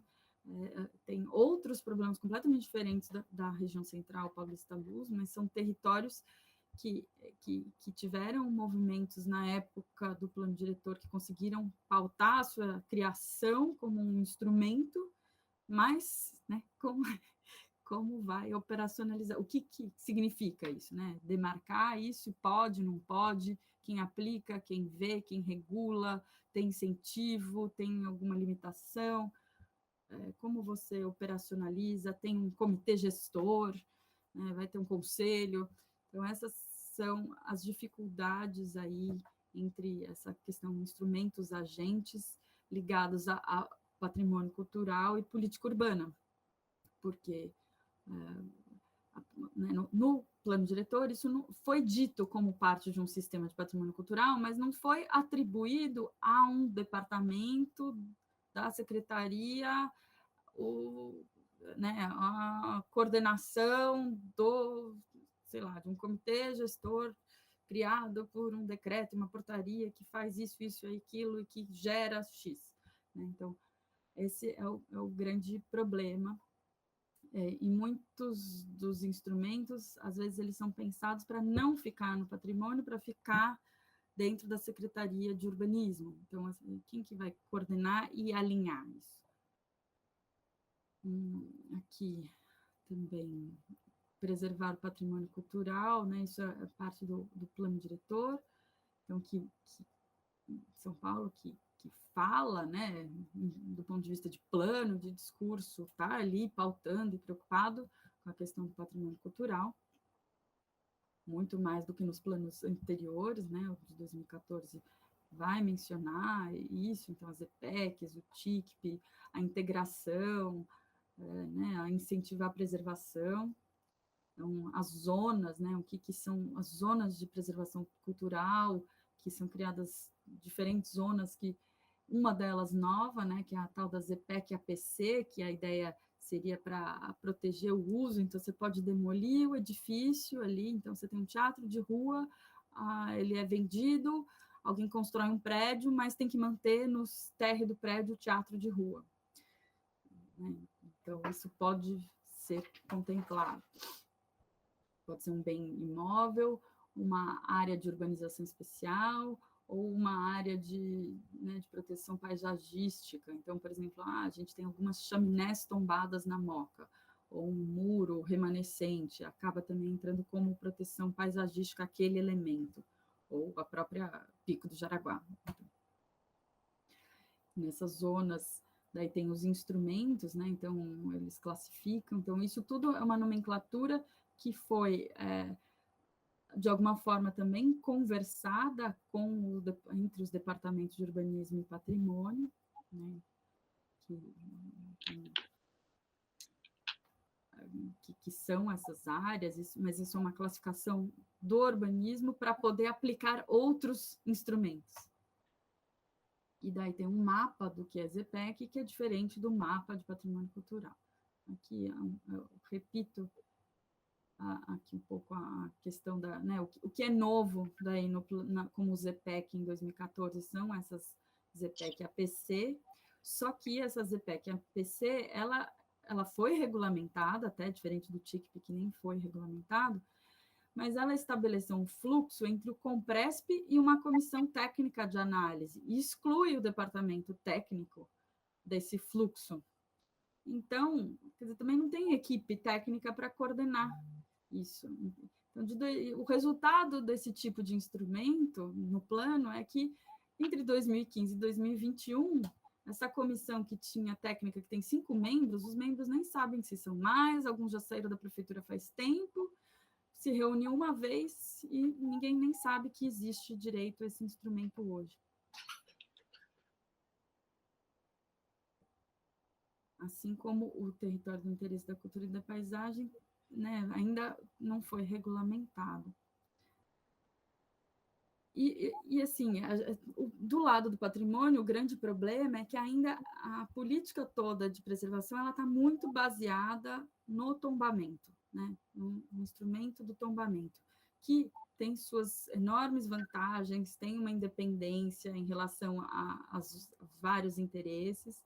Então, a gente pode ver que eu fiz um gráfico aqui simples de todas as resoluções que existem do Compresp de 88 a 2020, então são 680 resoluções.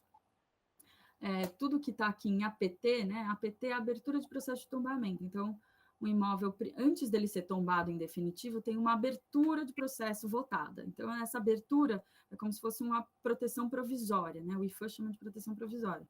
Ele está protegido, ele não pode ser demolido, mas ele ainda não tem uma regra do que pode ser protegido. Né? E daí, tudo isso quase vira depois um tombamento ou pode até ser arquivado. Então, todas essas 13% aqui de resoluções, elas são referentes à alteração de resolução. Então, às vezes é uma complementação, um detalhamento, às vezes é a exclusão de um item de uma resolução, às vezes é uma regulamentação de área envoltória. Então,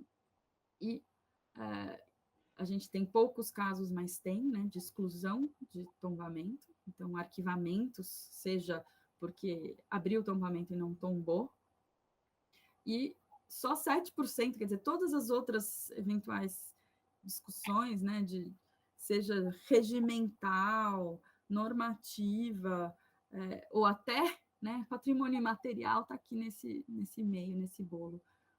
Então, quase sempre. Então, essa discussão toda, efetivamente, né, o que é feito pelo Conselho está baseado em tombamento. Aqui para passar rapidamente só então, algumas imagens da cidade, bens tombados, conjunto, por exemplo, dos modernos tombados, aqui do Copan, Itália, Hilton, a região da cervejaria da Antártica, ao longo da linha do trem, o Ipiranga, né, o Museu Paulista e o eixo do Ipiranga, que é tombado pelas 3 instâncias, mas o DPH, além do tombamento do parque, né, desse conjunto do eixo histórico, ele também tem um tombamento do bairro, né, no restante do bairro do entorno. Tem os monumentos tombados, né, então todas as esculturas em espaço público passam, né, são atribuição do DPH. Toda a discussão do Borba Gato passa. O Borba Gato não é, por exemplo, uma escultura tombada, mas a implantação, remoção, a conservação é de competência da equipe do Núcleo de Monumentos e Obras Artísticas. E aqui esse é o livrinho que deu origem lá ao quadro 6 da arquitetura moderna, então, para mostrar um pouco a variedade aqui, então, de bens culturais que a gente tem na cidade de São Paulo, e como cada situação é muito diferente, né? Então, aqui o bairro Jardins, né? E aqui a região do Pico do Jaraguá, e aqui a cratera de Colônia, que também é um bem que é super difícil de você, né? Você tomba e faz o quê? Como que tem uma, né, essa comunidade aqui de Vargem Grande que vai avançando para dentro da cratera. E mais especificamente, né, então o plano diretor de 2014 vai definir claramente, pela primeira vez, quais são os instrumentos de proteção do patrimônio cultural, o que dá um respaldo maior até para a gente trabalhar com esses instrumentos. Então, que, né, vai além do tombamento. Então, que tem eventualmente a chancela da paisagem cultural, que também né, um instrumento que o IFAM criou ali em 2009, se não me engano, e que não é aplicado, enfim, como aplicá-lo em numa cidade como São Paulo, o que fazer. A gente tem também o levantamento cadastro arqueológico do município, então o DPH tem um centro de arqueologia, então a arqueologia é a atribuição do IFAM, mas pelo município ser tão grande, né, inclusive eles pegam as fichas técnicas de achados, ocorrências do IFAM, cadastro, então a gente tem um mapeamento das ocorrências no município, isso tudo está no GeoSampa, e o DPH hoje, que ele é, né, só para dar uma noção do organograma, vou tentar passar rápido aqui, que tá para chegar um pouco nessas... A gente tem algum tempo de discussão, mas o conselho está, né, o DPH é o órgão técnico do conselho, então não é um não é subordinado a outro, né, os dois estão vinculados à Secretaria de Cultura, a gente tem os núcleos que compõem aqui supervisão de salvaguarda, valorização, pesquisa e arqueologia. E no GeoSampa, a gente criou também, como diretora, consegui colocar no ar, finalmente, todas as camadas, né, o que é a camada de patrimônio cultural. Então, no GeoSampa tem aqui o que são os bens tombados, os acervos tombados, os bairros ambientais, então, tudo que é protegido como patrimônio cultural do município está nessa camada de patrimônio cultural do GeoSampa, né, que é o link dele aqui. E aqui, só para mostrar também, né, nesse balanço, pensando essa relação entre política urbana e patrimônio, fiz um levantamento né, de todas dessas resoluções que estão lá, estavam organizadas naquele gráfico de pizza, né, classifiquei nessas 5 tipos de resolução, para a gente ver também, então, o laranjinha e o vermelhinho são normas que preservam. Então, se a gente for pensar quem preserva mais, e está organizado por gestão de prefeitura, né? Então, 89, 92, Erundina. A gente consegue ver a barrinha dos gráficos, onde que tem mais laranjinha e vermelhinho, são as gestões que mais preservaram patrimônio, né? Ou pelo menos fizeram ações de tombamento, não sei se é exatamente preservar, mas é identificar, é legitimar, é considerar, incluir, né, bens como patrimônio municipal. Então, e aqui, né, então a gente tem, curiosamente, a gestão Erundina, a gestão da Marta, a gestão do Haddad, né, disparando aqui nas barrinhas, e só aqui, tudo bem, eu fui diretora entre 2019 e 2020, mas eu não deu tempo de fazer tanto tombamento, até porque quando eu entrei em 2019, todo o grosso do prazo legal de todos aqueles tombamentos que estavam em lei tinham que ter sido concluídos até março de 2018, então até março de 2018 eu estava na área técnica fazendo os estudos de tombamento, fiz uma série de tombamentos, né, de estudos de tombamento. Então, isso daqui é em função do prazo legal. Mas se a gente pegar, inclusive, essa barrinha aqui de quantos arquivamentos, né, é um recorde aqui de exclusão e arquivamento de tombamento também, nesse período de 2018. Então, que essa diferença entre preservação e exclusão, no final, mesmo esse período que teve tanto tombamento porque tinha que concluir, né, tinha prazo, ele acaba sendo na diferença menor do que esse aqui. O que é interessante pensar, né, essa relação com governos progressistas, mas, enfim, pelos dados, é bem diferente. Gestão aqui, Pita, Maluf, né? E, de novo, né, a gente volta, então, nessa questão do patrimônio, é o instrumento, como, né, em São Paulo ele é utilizado principalmente a partir dessa ideia de patrimônio ambiental urbano, como ele orienta, organiza e pode vir a contribuir para um planejamento da cidade, como, na verdade, por mais que os planos diretores, né, criem instrumentos, a aplicação disso, né, na prática, ela é muito conflituosa, e, ao mesmo tempo, o próprio tombamento ele tem limites, né? Então, ele não protege tudo. Você tem essas outras etapas, né, de como dar incentivos, de como manter preservado ao longo do tempo, e mesmo, enfim, não significa que não vai ser destruído, ou que garante a preservação de que grupos, né? Quais são os grupos reconhecidos. Então, a gente tem os bens tombados em processo de tombamento. Aqui, por exemplo, no Geossampa Patrimônio Ambiental, bairro Jardim. Alguns lugares de interesse paisagístico e ambiental na Liberdade, então o Vale do Lava-Pés, um cone visual, que é essa área que estava no inventário da Liberdade. Os bens arqueológicos, né, que é sítio, ocorrência, interesse arqueológico, área de interesse arqueológico, são categorias diferentes do pessoal de arqueologia, esculturas e monumentos, o registro do patrimônio material, que a gente só tem 4 resoluções aqui de registro de material, sendo que, na verdade, a gente cria os procedimentos para o registro de patrimônio material em 2016 só, então todos os registros foram feitos antes dessa regulamentação também, então eles são deficientes em vários aspectos, como estudo e como política. E daí, em 2015, né, nessa ideia de, puxa, mas não é registro, não é tombamento, como que a gente pode incluir mais coisas, né? O patrimônio cultural pode ser mais coisas.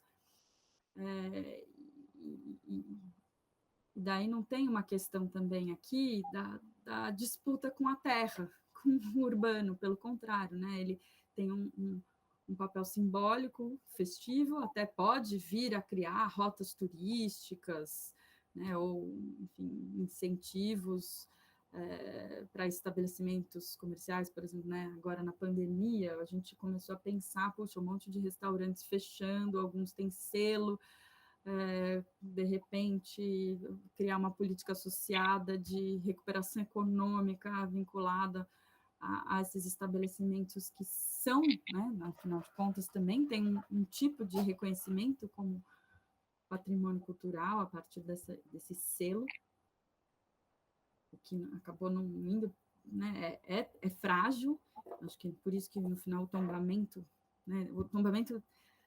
é um instrumento, eu pelo menos não consigo fugir um pouco dele, até porque ele tem ali a idade do IFAM, tem mais de 80 anos. Então, a gente tem procedimento, né, e histórico de instrumento. E também, aqui, enquanto eu estava na diretoria, a gente conseguiu criar daí um outro, a partir também pensando na categoria, né, no instrumento do inventário. Então, se a gente tem o inventário de patrimônio ambiental urbano, que o DPH fazia, e se essa ideia das memórias, muitas delas invisibilizadas no território, que poderiam vir a ser patrimônio cultural, poderia ter um efeito, inclusive, de, poxa, estão destruindo um rio ou uma encosta, que não é exatamente um imóvel, que ao mesmo tempo você talvez não seja o momento de tombar, mas de repente, puxa, se mais pessoas reconhecessem aquela encosta como uma encosta importante, ou como um espaço que tem um significado histórico, talvez já isso inibisse, né, a perda futura desse lugar. Então, pensando nessa outra forma de proteção e também como um processo aí até vinculado à questão da educação patrimonial, a gente resolveu fazer um programa, né, em São Paulo, mas que se tornou mesmo um inventário de memórias e que podem vir a ser futuramente tombamentos ou registros ou terrotas, né, baseado aí a partir de um pequeno estudo até dos programas de Londres, das placas azuis, e do circuito carioca lá na cidade do Rio de Janeiro, que já tem também placas faz tempo, e a gente elaborou, então, esse programa das placas azuis, e com, né, a gente já fez, quem faz as indicações, né, é a população, então a gente fez dois concursos em 2020 e 2021, de pessoas que indicam, então pesquisadores, moradores, então, sugerem, então a ideia, isso ainda está também em construção, então tem placas dessas sendo instaladas, elas estão mapeadas no GeoSampa, mas a ideia é poder fazer um banco de dados que tenha essas informações para poder fazer circuitos, para poder fazer percursos, para poder, né, as pessoas conhecerem a história e uma série de gente vinculada a museus territoriais, a comunidades de vários lugares tem participado muito desse processo. Então, são formas de também trazer, que saem um pouco da discussão da terra, né, que é a problemática aí dentro da política do urbano, mas que contribui, no nosso entendimento, também para um outro olhar para a história da cidade que é pouco apropriado até dentro das políticas urbanas, né? E transformar isso, né, pondo uma gotinha em cada espaço ao longo do tempo, para a gente, quem sabe, dali a 10 anos, ter um outro tipo de olhar para a cidade, para essas memórias. E isso, né, só para encerrando aqui, já acontece desde 2015 a Jornada do Patrimônio, e por isso também se vincula com essa ideia das placas, das pessoas participarem, reconhecerem a história da cidade, de uma cidade que é muito difícil de reconhecer a sua própria história, e muito grande também. Então, assim, a gente vê, desde 2010, alguns grupos se formando mais e se organizando mais em associações, pedindo proteção de patrimônio cultural. Então, acho que em São Paulo tem que trabalhar nesses núcleos menores mesmo, né, para conseguir garantir alguma coisa, e esses núcleos menores, coloquei muito também em contato, né, gente da Associação Cultural Vila Maria Zélia, com a Chácara das Jabuticabeiras, com o Grupo Ururaí da Penha, com o pessoal lá de Parelheiros, com Perus, então, nesses territórios, para trocar, né, essas experiências. E a gente fez patrimônios em debate nesses territórios, também levando o que é o departamento, né, para esses outros territórios. Então, nessa ideia de espalhar e pôr uma sementinha em cada lugar e ver o que cada lugar também entende que é o seu patrimônio, junto com as pessoas que moram naquelas regiões. Então, esse encontro dos agentes de memória foi um pouco para botar esses grupos em contato. A Jornada do Patrimônio, que teve de 2019, que foi premiada, e no âmbito da jornada a gente inaugurou o projeto, aqui ainda era um piloto das placas, né? Então, a festa que a própria comunidade faz dos chaguinhas ali em volta, que eles colaram a placa. E esse é o último, antes de eu concluir, só a revista que está pronta, né, que são algumas páginas da revista do Arquivo Histórico, que conta um pouco, né, a gente tem a revista do Arquivo Histórico dos 30 anos do DPH, essa é dos 45 anos do DPH, que está a versão dela em PDF está no ar, no site do Arquivo Histórico, mas a impressa está para chegar agora, essa semana que vem.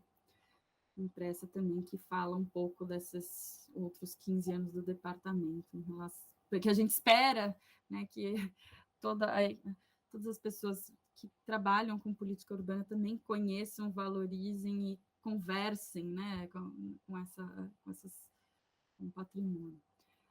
Então, aqui, se o registro do patrimônio imaterial, o levantamento, cadastro arqueológico, tem algumas limitações na sua implementação, às vezes, em função, por exemplo, de alguns atores, né, como historiadores, sociólogos, ou instrumentos, né, esses instrumentos especializados, por exemplo, a chancela, o TICP, ainda que contribuam para o maior alargamento conceitual do patrimônio cultural na cidade, também dependem de um investimento nos atores sociais, técnicos e políticos, e não encontraram ainda nos arranjos institucionais atuais caminhos duradouros, sua implementação encontra, nos tempos atuais, alguns sérios impasses, na medida que ampliam a complexidade de governança em um cenário de restrição de servidores técnicos, né, desde a aposentadoria, ausência de contratação, concurso público, reposição de quadros técnicos, e de diminuição da penetração da participação social nos atuais governos, né, nas 3 esferas que a gente está passando, e que são mais impermeáveis, pelo menos na minha impressão, aos interesses públicos, e enfrentam um momento de abertura da desregulamentação do espaço urbano pelas pressões imobiliárias acolhidas por esses governos, né? Então, a proteção do patrimônio cultural ainda tem uma base sólida no tombamento, mas que constantemente tem sido colocada em xeque, e o esforço é grande para incluir, de fato, o patrimônio cultural na política do urbano e ser deixado à margem ao que vem ocorrendo na prática e não no plano. Concentrar os esforços possíveis em implementar instrumentos ainda nem regulamentados ou em manter o que há de mais duradouro, que pode ser ameaçado, como tombamento, talvez sejam caminhos divergentes, quando a força é pequena diante dos caminhos políticos que se desenham. E termino por aqui.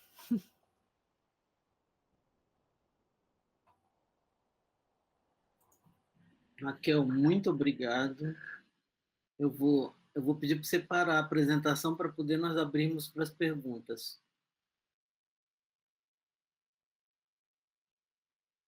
Infelizmente, nós vamos ter um pouco um tempo reduzido, porque, deixa eu te contar, porque eu tenho aulas de 16 horas, mas tudo bem, eu já estou escrevendo para eles dizendo que vai ter uma dilatação no início.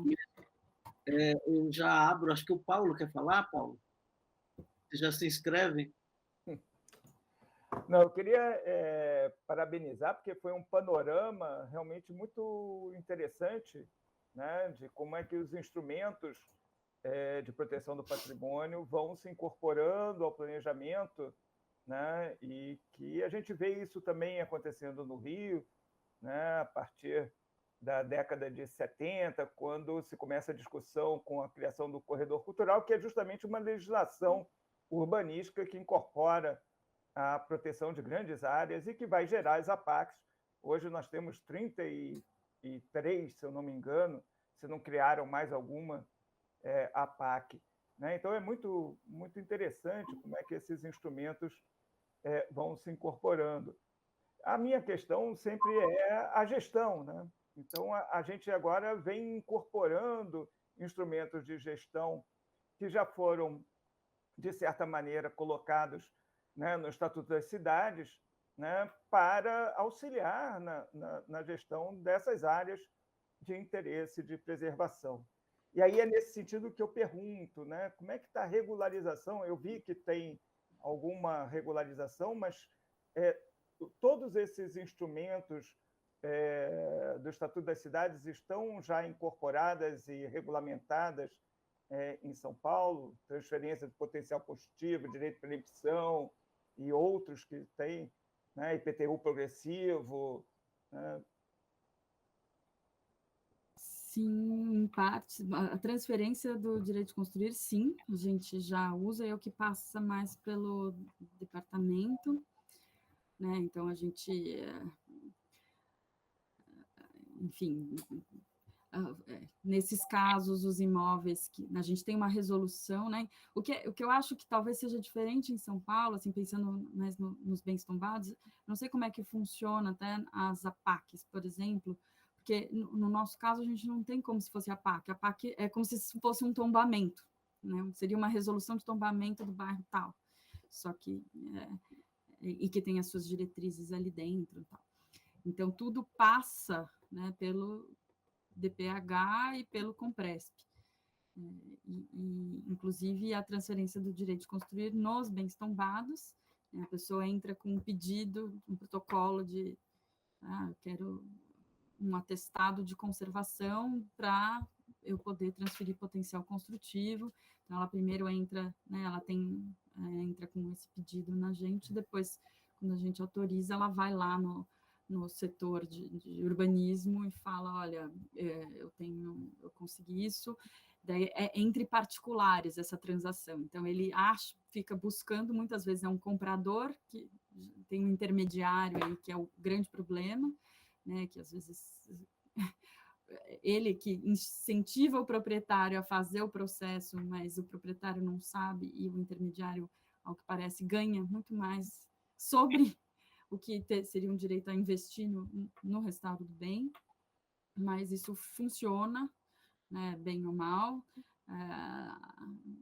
é aplicado, né, às vezes é demorado, enfim, tem que ficar em cima também. A gente está enfrentando um problema de fazer cumprir, principalmente nos casos em que a gente antecipa, né, por instrumento de compromisso, em que a pessoa fala que ela vai conservar e daí não apresenta, daí demora, daí a gente ainda está vendo como ir atrás disso e por isso evitando também conceder, autorizar tantos desses instrumentos e benefícios sem ainda ter muito claro como a gente vai atrás do cumprimento do que está no instrumento de compromisso. E direito de preempção, eu não sei como tem funcionado, porque não passa, enfim, daí é separado, né? Eu estou na Secretaria de Cultura, nem vejo muito isso acontecendo. PTU progressivo. O que acontece, que a gente às vezes recebe, é, por exemplo, então, áreas em regiões tombadas que às vezes, dá um exemplo, tem algumas regiões no bairro da Bela Vista e Bexiga que são estacionamentos e que estão a princípio, é uma área numa ZEIS, só que é patrimônio, daí é difícil da pessoa usar, eles não constroem nada, ficam explorando estacionamento, daí vem um pedido do urbanismo, acionam o proprietário para que ele faça alguma coisa, daí, por exemplo, nesse caso de um terreno na Bela Vista, ele vai e apresenta um projeto de habitação social completamente impossível de ser, né, aplicado naquela área.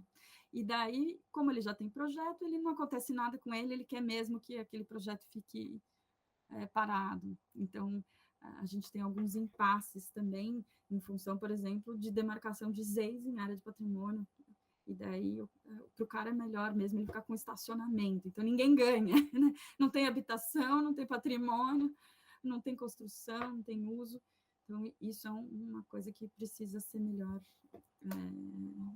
alinhada. E passa por esclarecimento dos instrumentos, né, Raquel, a população, para que possa estar acionando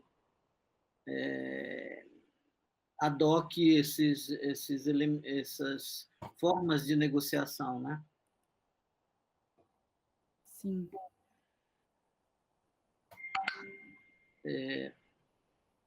Alguém perguntas? Tem pessoas no chat agradecendo. Alguém tem pergunta? Se quiserem também mandar perguntas depois por e-mail, eu acabei usando mais tempo. Eu tenho uma pergunta, daí a gente fecha. Eu vou passar para eles. Eu posso passar teu e-mail? Pode. Que daí qualquer pergunta que venha, eu faço a triagem, viu? Com relação à área envoltória, Raquel. A área envoltória, por exemplo, no caso aqui de Bauru, ela gerou um espaço muito viscoso, porque ela recai em alguns elementos que não necessariamente precisam ser preservados, mas que eles carecem de saber o que fazer, né? E isso gerou num perímetro muito largo, que é todo o complexo ferroviário, uma área um perímetro de viscosidade no qual a relação da área com a cidade não é bem definida, gerando uma segregação muito grande da área com relação à cidade, né? Então, isso eu queria saber. Quando eu estava no Condefat, nós pedimos um mapa desses raios para ver como que isso se comportava na cidade, se eram buracos na cidade ou como que aparecia, né? Eu saí e eu acho que a turma que estava, do qual o próprio Tony. o que é representante do DPH, Walter? O Walter estava, nós não recebemos esse mapa. Mas como que vocês veem isso? Porque, na realidade, às vezes, tem a área de esses 300 metros, mas ali não tem outro elemento que dê uma conformação de conjunto histórico com o outro que está ali, né? Logo, a tessitura entre tempos fica muito difícil de ser agenciada. Eu acho que essa sua pergunta é muito com base nessa questão que a gente faz, por exemplo, uma regulamentação de área envoltória. Então, se eu fosse fazer um projeto numa área em que você tem um raio envoltório de 300 metros e que você não sabe o que pode e o que não pode, então, como é que a gente começa estudando? Exatamente isso que, assim, tá, eu tenho o meu imóvel principal, as coisas que estão lá em volta, nesse raio, como é que esse imóvel principal foi para lá? Desde quando ele está lá? Será que ele era sozinho ou não?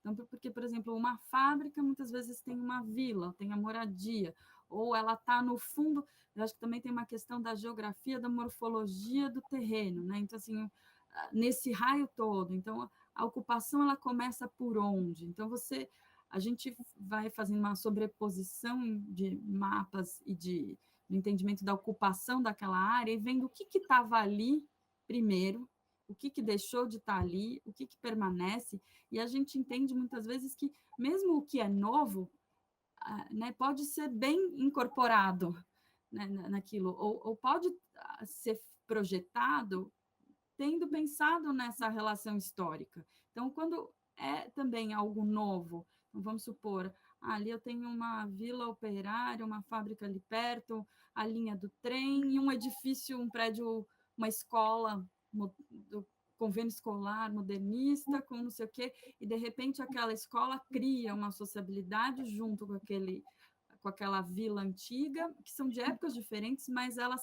se relacionaram. Então, não é que você precisa escolher uma época, né?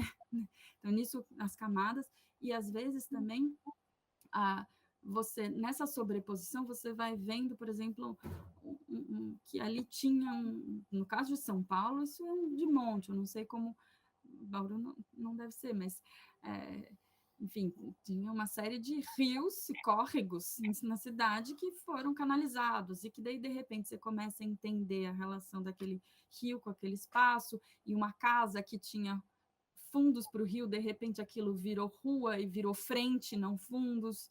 Então, com essas pistas, você vai construindo essas várias épocas, né? E entendendo como eles se relacionam e dando a partir da história, e daí você consegue fazer o seu projeto com esse olhar da formação, você consegue valorar, né, entender o valor e o peso de cada construção,